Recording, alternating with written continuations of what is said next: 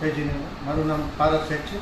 આજે જૈનમ પરિવાર વતી સાંજ સમાચાર મીડિયાની મુલાકાતે આવેલા છીએ.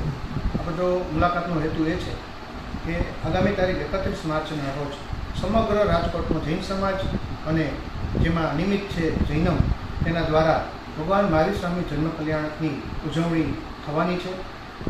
એ પહેલાં અનેકવિધ કાર્યક્રમોની હારમાળ આ વખતે થવાની છે, જેમાં બાળકોની રેલી, ઓપન રાજકોટ ચિત્ર અને રંગોળી સ્પર્ધા, બાળકોની વેશભૂષા સ્પર્ધા, ધર્મયાત્રા અને ભગવાનનો ચાંદીનો રથ મહાવીર જન્મ કલ્યાણના દિવસે નગરયાત્રા નીકળશે અને ત્યાં ઠેર ઠેર ભગવાનના વધામણા થશે.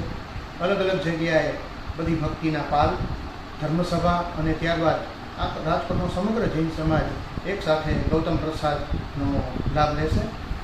આ વખતની આપણી આ ઉજવણીમાં રાજકોટનો સમસ્ત જૈન સમાજ જ્યારે એક બની અને ઉજવણી કરવા જઈ રહ્યો છે, ત્યારે રાજકોટના જૈનોમાં ખૂબ જ ઉત્સાહની લાગણી જોવા મળી રહી છે. અને અમારા આ કાર્યક્રમના માધ્યમથી રાજકોટના જૈનોના તમામ વર્ગો, જેમ કે બાળકો, મહિલાઓ, વડીલો, યુવાનો, કોઈને કોઈ સ્વરૂપે આ ઉજવણીમાં જોડાય એવા પ્રયાસ રૂપે અનેકવિધ કાર્યક્રમોનું આયોજન કરેલું છે.